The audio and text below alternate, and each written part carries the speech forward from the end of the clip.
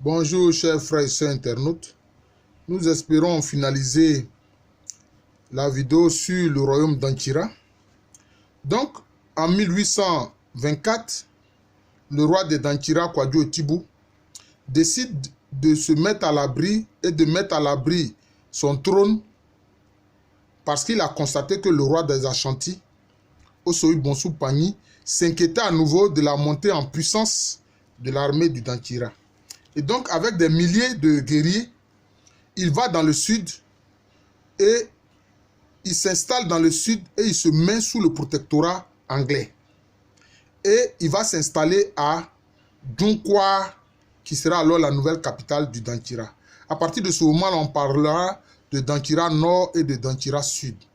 D'Anchira Nord par rapport aux d'Anchira qui sont restés sur les rives du fleuve Ofin et ceux qui sont venus dans la zone de Dunkwa. Et sur son chemin, le roi Kwadwo Otibou de d'Anchira est passé par le Wassa, il est passé par Adamasso, où là il a eu quand même des tribulations, si bien que Menka Adamasso va devenir l'un des jurements de d'Anchira. Et puis quand il s'installe dans le sud, il va faire créer un tambour qui est appelé Kotoko Som Aponsem, qui joue la devise Kotoko Som Aponsem pour dire simplement que les Ashanti sont serviteurs du roi Bois Aponsem du d'Anchira. Disons, ainsi ils narguaient les Ashanti. Et puis, ils vont créer un tambour important qu'on appelle aussi le tambour Guabra. Alors, quand on joue ce tambour, le roi du d'Anchira verse des larmes. Pourquoi?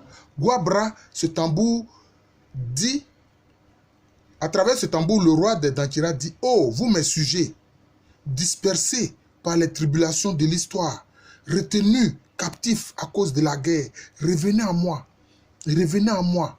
Donc c'est comme s'il s'adresse à tous les d'Anchira qui, du fait justement de la défaite de 1701, se sont dispersés. À cause des guerres diverses, se sont dispersés. Je vous ai parlé des d'Anchira qui se sont retrouvés dans l'actuelle Côte d'Ivoire. Je vous ai parlé des Agba. Je vous ai parlé des Baoulé Abé. Il y a aussi les Agni Abé de Dufrebo qui sont partis de la Nord Katimanso. Tous ceux-là sont d'origine d'Anchira. Donc cela veut dire qu'à travers ce tambour, le roi de d'Anchira leur dit: revenez à moi, mon peuple. Sans oublier ceux qui se sont dispersés dans le Nzema, etc. Donc ce tambour-là, qui joue cette devise-là, est très importante. Et puis, alors ils vont créer aussi un autre jurement qui dit: mais quand d'Anchira Bresso, c'est-à-dire je jure à l'époque en réalité de la gloire du d'Anchira, pour rappeler justement leur gloire. Alors je disais que chez les populations Akan, la tolérance est très importante. Voyez-vous, une famille qui est une branche collatérale de la famille royale de l'Ashanti va venir demander asile dans le d'Anchira Sud. Et les d'Anchira Sud, le roi du d'Anchira Sud va les recevoir. Ceux-là, ils sont venus sous la conduite de Essono Mpato. Parce que Essono Mpato se plaignait du fait que son prédécesseur, Nana Boadou, a été tué vraiment dans des conditions déplorables durant la guerre entre l'Ashanti et le Bronze Diamant qui a eu lieu en 1818. Et ils sont venus se réfugier dans le d'Anchira. Et le roi du d'Anchira les a accueillis. Et la devise de ces Oyoko, désormais dans le d'Anchira, dit: nous sommes des Oyoko, nous sommes des Ashanti, mais maintenant, nous participons aux affaires du d'Anchira. Nous participons aux affaires du d'Anchira. Donc, ils se reconnaissent désormais d'Anchira. Et justement, avant cet événement de 1824, il y avait une atmosphère qui faisait que les d'Anchira avaient de plus en plus du mal à supporter la domination Ashanti.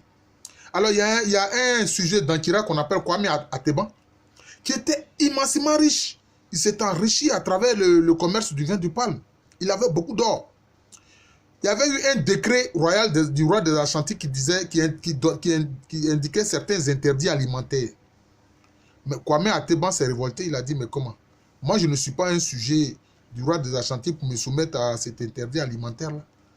Mais quand cela a été entendu, on dit: mais tu vas payer une lourde amende si tu ne le fais pas, et bien tu vas être décapité.